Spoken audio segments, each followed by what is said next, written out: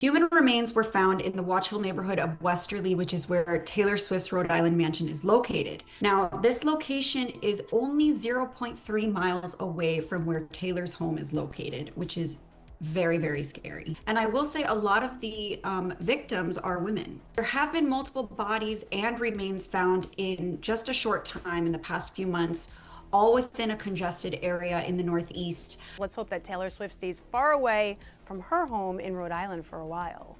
Well, this is not the kind of folklore Taylor Swift had in mind. A human leg bone just casually washed up near Taylor's Rhode Island mansion. Yes, the same seaside estate she name-dropped in the Last Great American Dynasty. Now the swanky, sleepy Watch Hill neighborhood is on edge, and let's just say it's giving true crime podcast energy.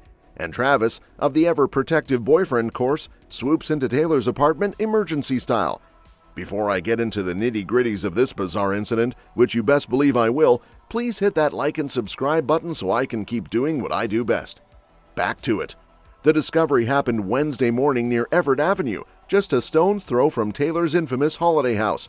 Naturally, residents are rattled. One local, Taylor Day, yep, another Taylor, told reporters finding a leg is very suspicious, which, no lies detected.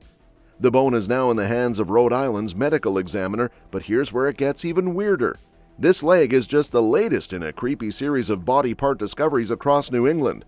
Since March, 13 sets of human remains have turned up in Connecticut, Massachusetts, and Rhode Island. That's right, 13. Cue the eerie music and the conspiracy TikToks. Although authorities are insisting there's no evidence of a serial slayer, locals are spiraling.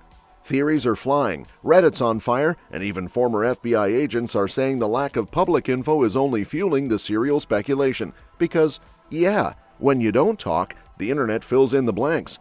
So far, there's been only one arrest linked to any of the remains. Donald Koffel, a man battling cancer, was taken into custody for the passing of his roommate Suzanne Wormser, whose remains were found stuffed in a suitcase. Koffel has since passed away in custody, adding another layer of what is happening to this already chilling case. Human remains were found in Watch Hill. Yeah, they were discovered just a short distance from the Ocean House and Taylor Swift's Rhode Island home. Probably a couple football fields away from Taylor Swift's house and the Ocean House. I would never expect anything like that. I saw 3 police cars, one undercover, 2 looked like Westerly Town police officers, and there was a medical examiner pulling in behind me. Just up the road is the iconic Ocean House, the luxury landmark, now the backdrop of this disturbing discovery. In the meantime, Taylor's beachfront estate remains perched on a cliff above it all, and somewhere in the distance, someone's whispering, "This is why we can't have nice things." But here's where this entire thing becomes truly serious. A human leg bone washes up uncomfortably close to Taylor's Rhode Island mansion.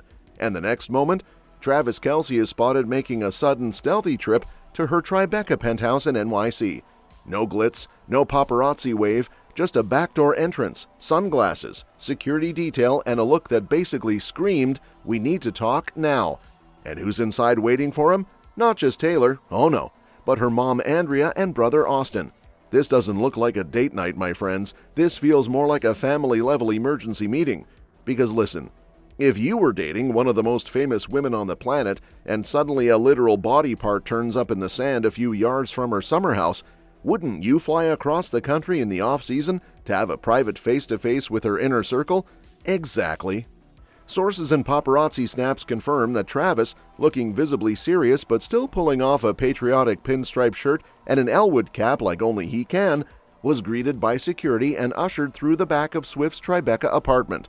Not the front door, not the hotel lobby, but the kind of entrance you use when you don't want anyone to see your face, or when you're trying not to incite a full-blown media frenzy over a potential serial slayer maybe lurking near your girlfriend's house. Because let's not gloss over the fact that Rhode Island authorities are still trying to figure out where this leg came from, and it's the 3rd set of human remains found in the state since March. Locals are rattled, TikTokers are spiraling. There's even buzz about a possible New England serial criminal. Authorities deny it, as they always do, but people in the area aren't exactly reassured, and Travis clearly isn't either. So maybe this wasn't just a sweet off-season visit to the in-laws. Maybe this was Travis doing what any loyal boyfriend would do, hopping a plane, skipping the press, and sitting down with Andrea and Austin to have the talk. As in, how are we beefing up Taylor's security right now?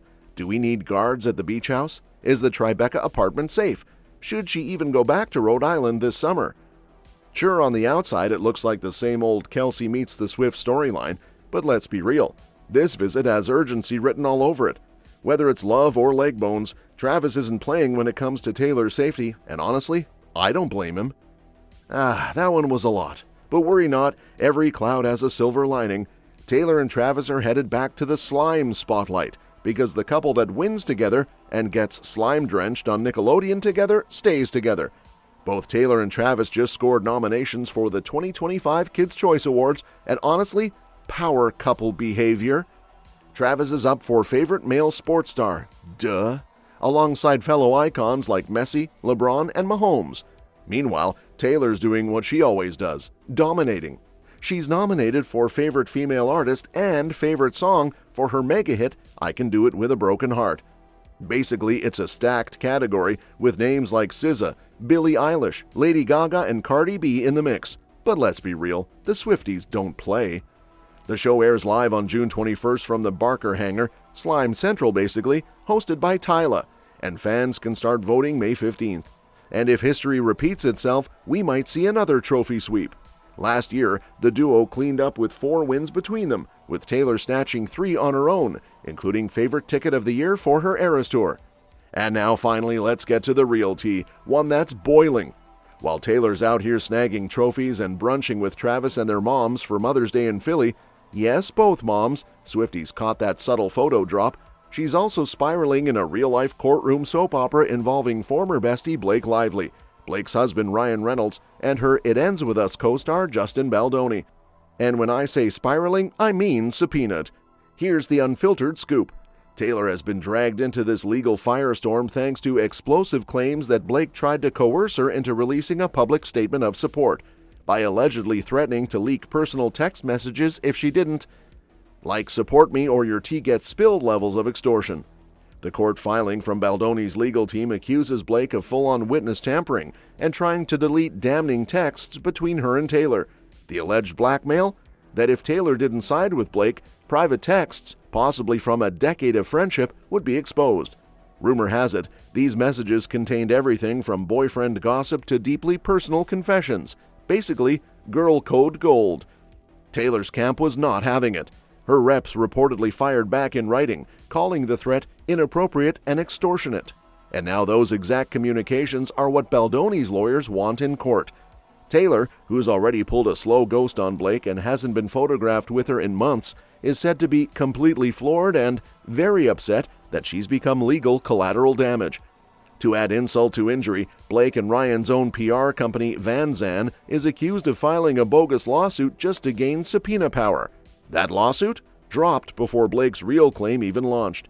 Baldoni's lawyer Brian Friedman straight up called it a sham and a flagrant misuse of process. He's not playing. And the receipts? They're flowing.